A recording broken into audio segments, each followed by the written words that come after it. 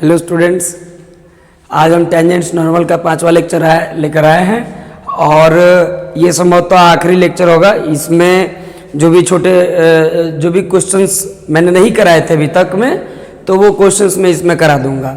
ये 5 लेक्चर देखने के बाद आप टेंजेंट्स नॉर्मल का कैसा भी क्वेश्चन बना सकते हैं। 2 लेक्चर तो स्पेशली जेई के क्वेश्चंस हम कराए थे और बोले थे कि अगर आप लोग का और भी कमेंट्स आता है कि और भी बहुत सारे क्वेश्चन कराएंगे तो कराएंगे, लेकिन उस तरह का वैसे कोई कमेंट आया नहीं था। अगर आगे जरूरत पड़ेगा तो उस पर जरूर बनाएंगे, ठीक है। तो इसमें देख सकते हैं कि ये जो क्वेश्चन है आज जो मैं कराऊंगा, इसका बेसिकली बस यही कॉन्सेप्ट है कि शुरुआत में मैंने आपको बताया था कि अगर दो लाइंस पैरेलल होते हैं तो इनके स्लोप्स आपस में क्या होते हैं, बराबर होते हैं। अगर L1 पैरेलल L2 हुआ ना तो M1 बराबर क्या होगा, M2 होगा, ठीक है। और यदि ये L1 और ये L2 अगर दोनों एक दूसरे परपेंडिकुलर हुआ ना तो M1 इंटू M2 बराबर -1 होगा। समझ गए? तो ये चीज बताया गया था और यही इसमें काम भी पड़ेगा। क्वेश्चन को अगर देखा जाए तो क्वेश्चन है कि find the equation of tangent to the curve x² plus 3y बराबर 3 which is parallel to the line y minus 4x plus 5। Okay, तो सर एक बात तो इसमें नहीं कहा है ना कि किस पॉइंट पे आपको ये करना है, ऐसा कुछ नहीं मेंशन किया है। ये आपको क्वेश्चन आधे सवाल में मिल जाएगा। ये सीबीएसई 2005 में पूछा गया था, ठीक है ना। बस यही क्वेश्चन है, टेंजेंट के इक्वेशन चाहिए भाई। तो पहली बात कि देखिए, पहले तो इसको डिफरेंशिएट करेंगे। क्यों करेंगे भाई? क्योंकि जब हम जाएंगे टेंजेंट के इक्वेशन पर तो टेंजेंट के इक्वेशन को देखें तो क्या होता है। अब तक तो आप लोग को याद हो ही चुका होगा नहीं कि टेंजेंट का इक्वेशन क्या होता है। वो होता है y माइनस y1 बराबर dy by D x at x1 y1, ठीक है ना, फिर इंटू x माइनस x1। तो ये कॉन्सेप्ट होता है। लेकिन इसमें क्वेश्चन में x1 और y1 का कहीं जिक्र नहीं किया है, वो हमें ढूंढना होगा, ठीक है ना। चलिए पहला काम करते, कर्व को देखते हैं। तो कर्व हमारा क्या है, तो कर्व है x² प्लस 3y बराबर 3, ठीक है ना। x² प्लस 3y बराबर 3 पे आपका कर्व है, ठीक है क्वेश्चन। अब इसको डिफरेंशिएट करिए तो 2x 3y by 3 into D Y by D x बराबर 0।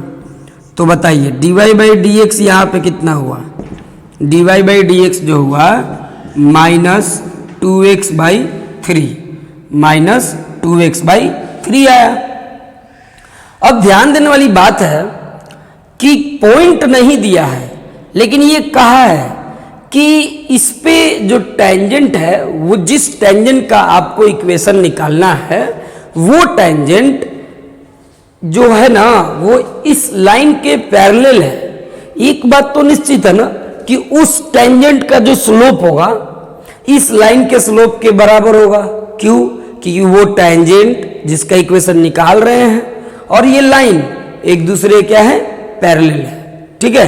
तो इसलिए ये टेंजेंट का हो गया। यहां पे आपने ना dy by D x at x1 y1 लिख लिया अगर, तो ये 2x1 बाई 3 हो गया।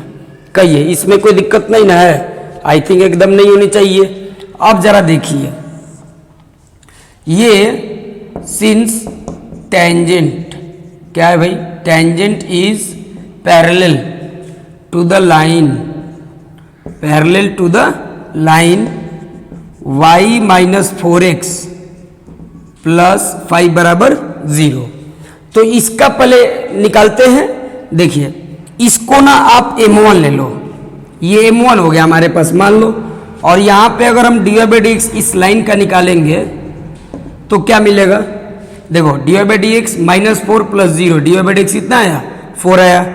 आपने ना इसको m2 मान लिया और इसको क्या मान लिया m1। तो यहाँ पे लिख सकते हैं, क्या लिख सकते हो कि m1 बराबर m2। क्यों, क्योंकि दोनों टेंजेंट जो है वो इस लाइन के पैरेलल है, ठीक है ना। तो m1 बराबर m2, m1 कितना है तो -2x1 बाई 3 बराबर, और ये देखिए कितना है 4। तो ये कितना हुआ भाई 2, फिर x1 बराबर कितना हुआ -6। तो x1 पॉइंट मिला कि नहीं मिला, बोलिए। आपको इस क्वेश्चन में कहीं भी पॉइंट नहीं दिया था कि टेंजेंट किस पॉइंट पे चाहिए, लेकिन ये दिया था कि जो टेंजेंट आप निकालेंगे वो टेंजेंट इस लाइन के पैरेलल होगा। तो हमने वो कॉन्सेप्ट यूज किया कि जब दो लाइंस पैरेलल होते हैं तो उनके स्लोप्स बराबर होते हैं। तो वो करके देखा, इससे हमको x1 का वैल्यू मिल गया, कितना -6 मिल गया। अब हम जानते हैं कि ये जो x1 y1 है, ऐसे मान लो कि ये जो कर्व होगा ये टेंजेंट होगा, ठीक है ना। ये मैं कुछ इसका फिगर बनाता हूं, जैसे आपको ज्यादा बेहतर तरीके से समझ में आ जाएगा, ठीक है ना। ये हटाइए अभी, देखिए। तो अब इसको हम अगर देखें, ये देखिए क्या होगा। मान लीजिए कि ये ऐसे आपका कर्व था, ठीक है, यही कर्व था। चूंकि कर्व कैसा है, कर्व क्वाड्रेटिक है, जाहिर सी बात है। मान लीजिए ये कर्व है और ये कर्व क्या है x² प्लस 3y बराबर 3। इस पर ना कहीं टेंजेंट हो गया, ये टेंजेंट जिसका वैल्यू हमको, जिसका इक्वेशन निकालना है, ठीक है। और ये जो टेंजेंट है इस लाइन के पैरेलल हो गया, ये लाइन है, कौन है भाई, तो y माइनस 4x प्लस 5 बराबर 0 इस लाइन के क्या हो गया पैरेलल। यही तो है क्वेश्चन। मैंने इसको डिफरेंशिएट किया, dy by D x at x1 y1 निकाला, तो वो इसका स्लोप हो गया इस लाइन का। चूंकि ये लाइन इसके पैरेलल है इसलिए दोनों का स्लोप बराबर हुआ। तो दोनों का जब स्लोप बराबर किए तो हमें x1 का वैल्यू कितना मिल गया, -6 मिल गया। तो जब x1 -6 मिल जाएगा तो ये पॉइंट जो है x1 y1 टेंजेंट पर होने के साथ साथ कर्व पे भी तो है। इसका मतलब x के जगह पे हम क्या रखेंगे, -6 रखेंगे, ठीक है। तो इसलिए हम इसको जरा इधर निकाल लेते हैं कि ये क्या था। तो सिंस x² प्लस 3y बराबर 3 था, यानी x1² प्लस 3y1 बराबर 3। अब x1 का वैल्यू कितना है, -6 है, तो ये 36, फिर 3y1 बराबर 3, तो 3y1 बराबर -33, 11। तो y1 बराबर कितना आया, -11।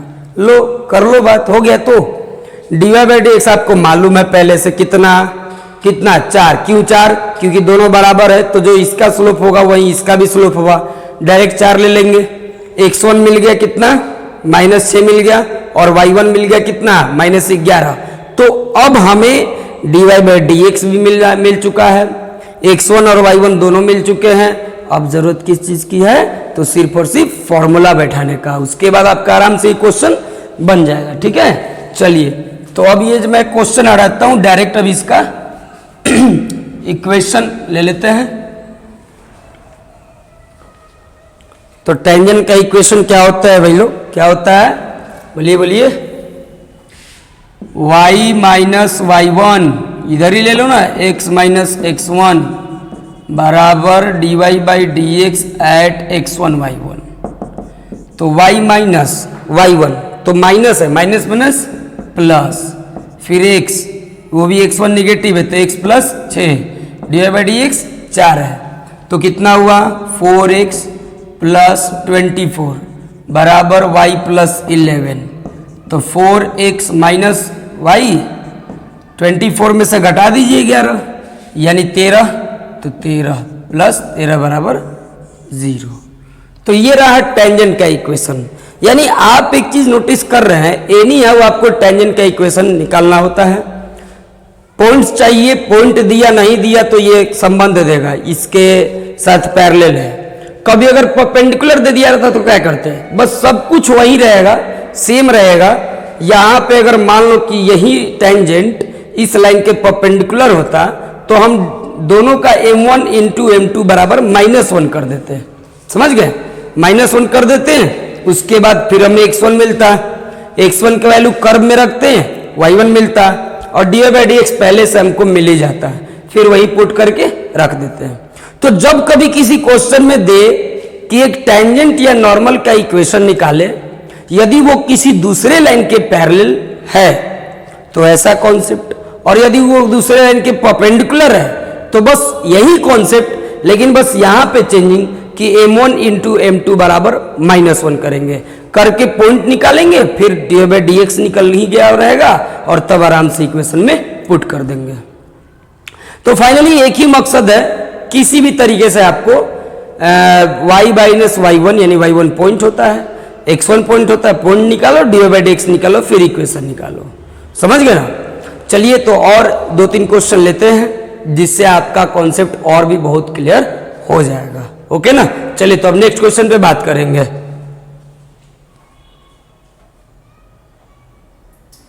तो देखिए अगला क्वेश्चन जो है क्या है कि at what points on the curve, points निकालने वाला, ठीक है।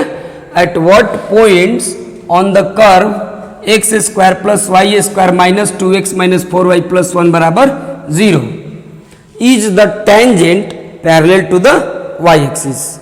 यानी इस कर्व के किस किस पॉइंट पे, ठीक है, किस किस पॉइंट पे, या हो सकता है एक ही पॉइंट पे टेंजेंट ऐसे हैं जिनको खींचेंगे उस पॉइंट पे तो वो सभी के सभी टेंजेंट्स क्या होंगे, तो वो टेंजेंट जो होंगे वो पैरेलल होंगे किसके, y एक्सिस के, ठीक है।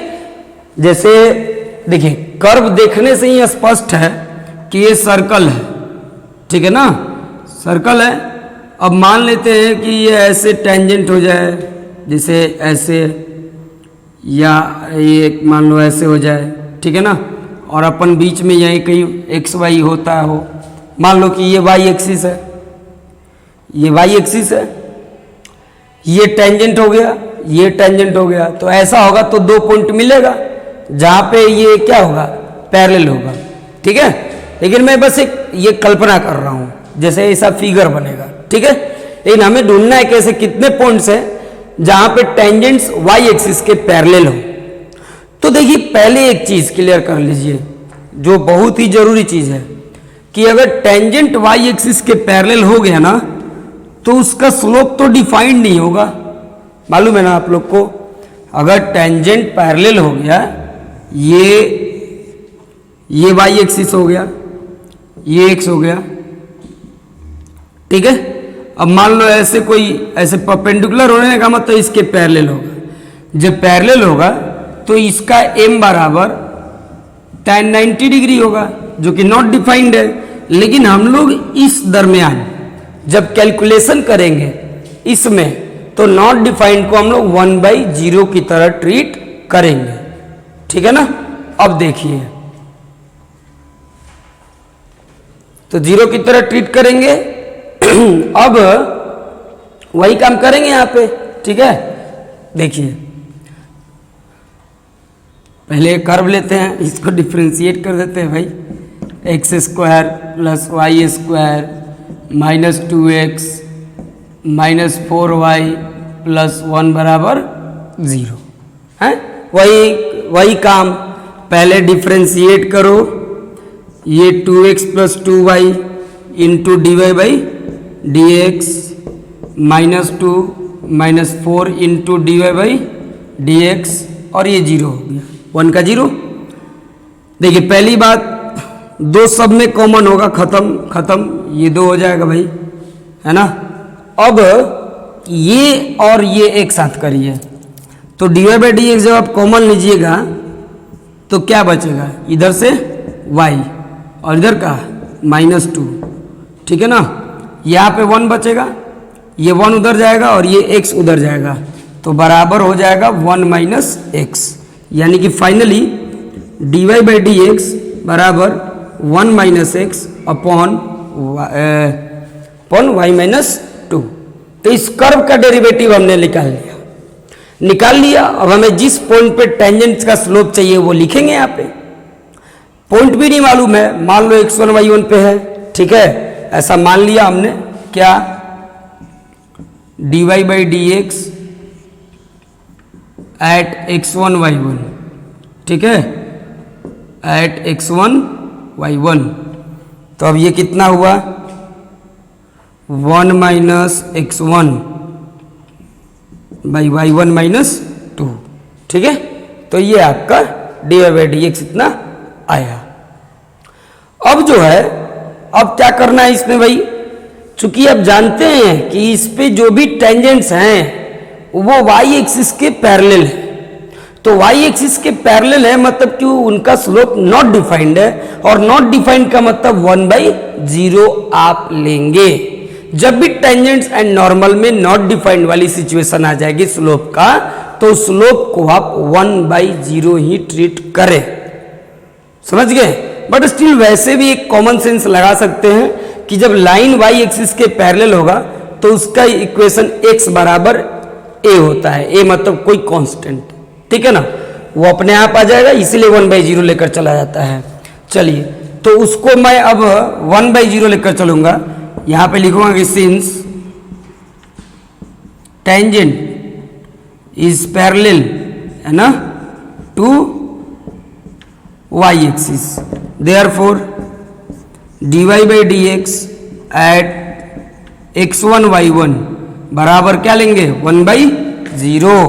तो ये देखिए 1 - x1 बाई y1 - 2, y1 - 2 बराबर 1/0। अब देखिए कितना आया, तो ये हो गया y1 - 2 बराबर 0। तो इक्वेशन आ गया, y बराबर, है ना, y1 बराबर 2 आ गया। इक्वेशन कह रहे, सॉरी, पॉइंट का वैल्यू आ गया। y1 का वैल्यू कितना आ गया, 2, मुझे पॉइंट ही ना चाहिए, तो y1 2 आ गया। अब y1, चूंकि x1 y1 हमेशा कर्व को सेटिस्फाई करेंगे, क्योंकि पॉइंट ऑफ टेंजेंसी या जो पॉइंट ऑफ कॉन्टैक्ट होता है वो टेंजेंट और कर्व दोनों में कॉमन होता है। तो अब y1 का वैल्यू हम इसमें रख देंगे, ठीक है, तो हमें x1 मिल जाएगा, y1 2 मिला। अब देखते हैं x कितना मिलता है भाई, इसको हटाते हैं और रख के देखते हैं क्या होता है, कितना मिलता है वैल्यू। तो देखिए यहाँ ये x1 square plus y1 square -2x1 -4y1 + 1 बराबर 0। देखिए x1 स्क्वायर प्लस y1 कहाँ गया भाई, y1 2 है, तो यहाँ पे 2 का स्क्वायर 4 -2x1 है। देखिए 2 रखेंगे तो 4 2 जा 8 + 1, ओके। अब देखिए, तो ये x1 स्क्वायर -2x1, ये 4 1 5 -8 यानी कि -3 हो जाएगा बराबर 0। अब इसको ऐसे करना है भाई, तो ये कितना में आ जाएगा, आप समझ रहे हैं, x1 का स्क्वायर -3x1 + x1, है ना, फिर -3 बराबर 0। कितना आ गया, यहाँ पे x1 कॉमन, तो x1 -3 + 1 कॉमन, x1 -3, ओके ना।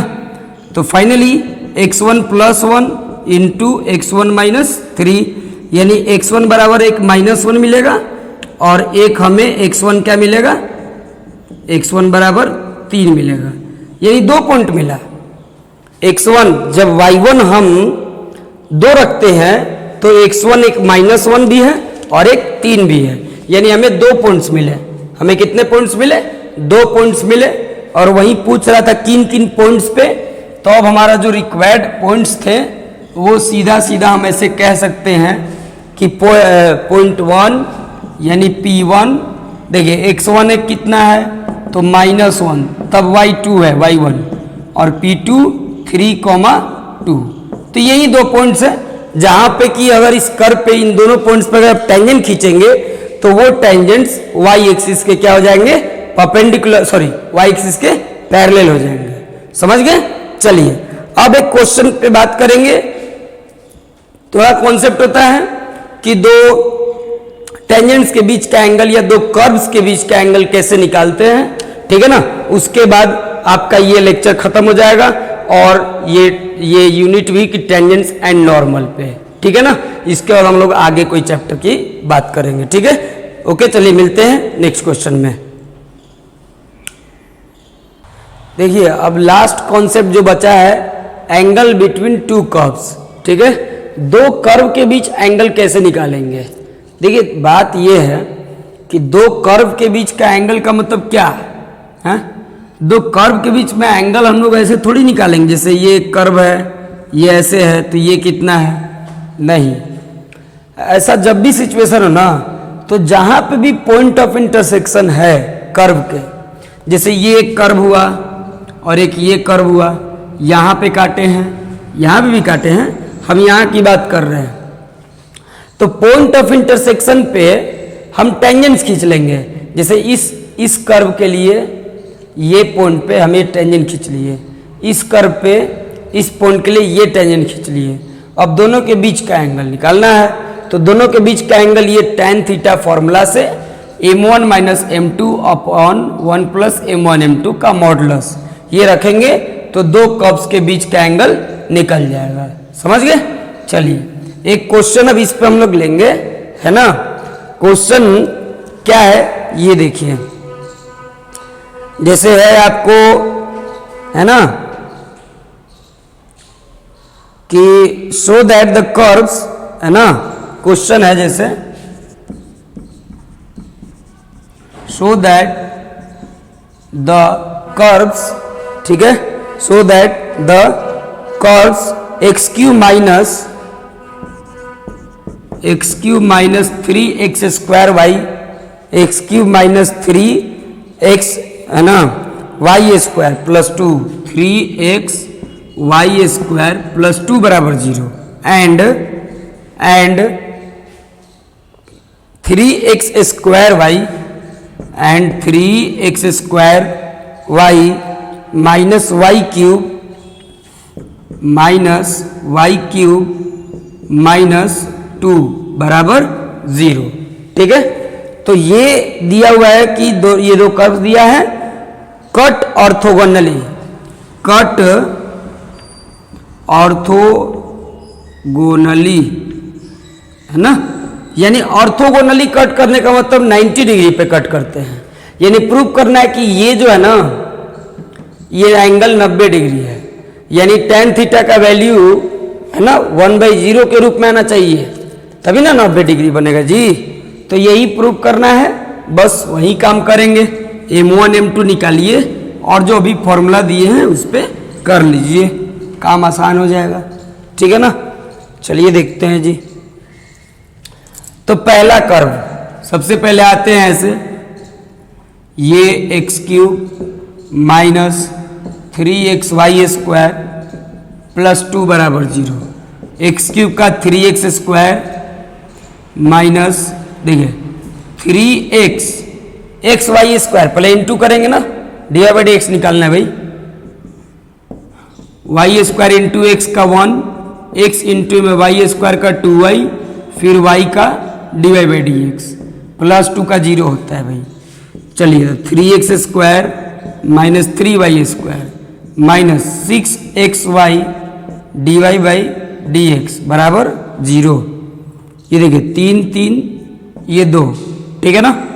अब देखिए तो 2xy divide by D x बराबर x square minus Y square, ऐसा आया, समझ रहे हैं ना। ये उधर चला गया 2xy बराबर x square minus Y square. अब देखिए जरा, तो dy by D x x square minus Y square by 2xy, ठीक है ना।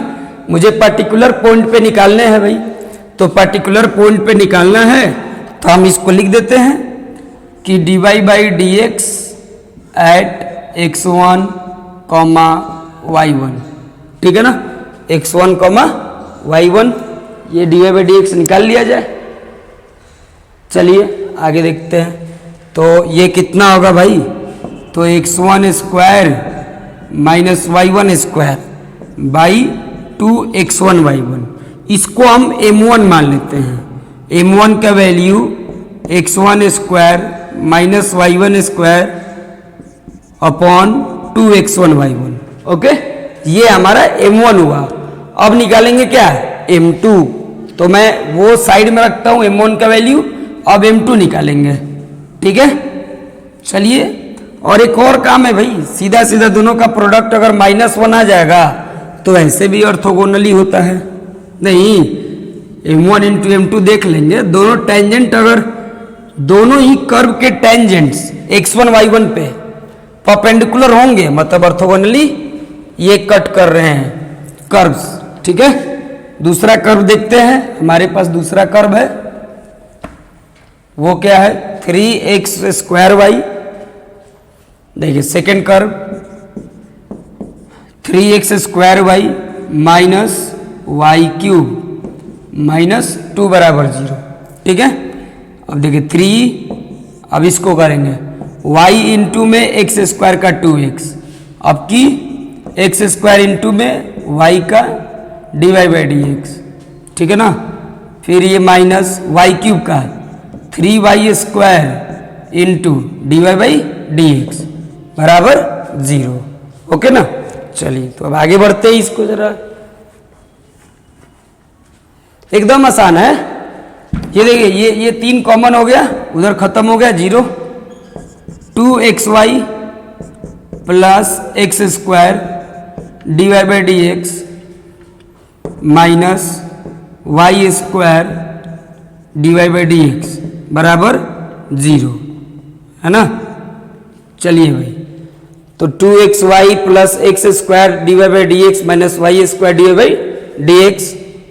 देखिए मैं उस दोनों को उधर ले जा करके अगर d Y by D x common लूंगा तो ये दोनों उधर चला जाए तो वाई स्क्वायर प्लस में होगा, फिर ये minus Y square minus x square, ठीक है ना, और ये बचेगा भाई 2xy।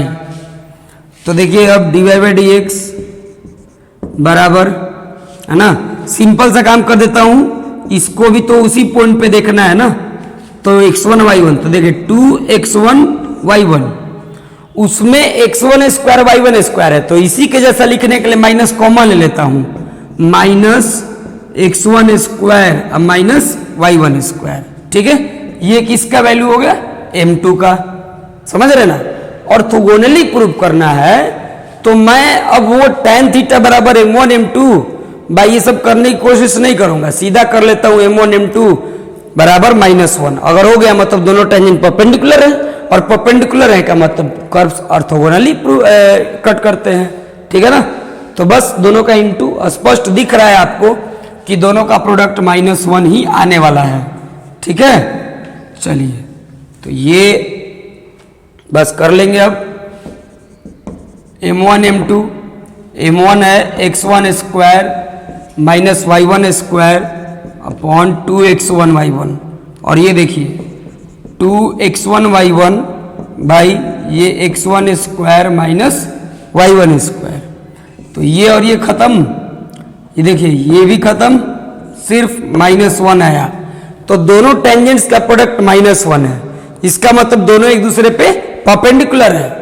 तो दोनों कर्व्स के टेंजेंट x1 y1 पे एक दूसरे के परपेंडिकुलर हैं, इसका मतलब है दोनों कर्व्स एक दूसरे को परपेंडिकुलरली कट कर रहे हैं। परपेंडिकुलर का मतलब ऑर्थोगोनली होता है, समझ गए। तो इस तरीके से ऐसे क्वेश्चंस बनते हैं। तो मैंने लेक्चर 1 से लेकर लेक्चर 5 तक में हर तरह के क्वेश्चन आपको करा के दिखाया।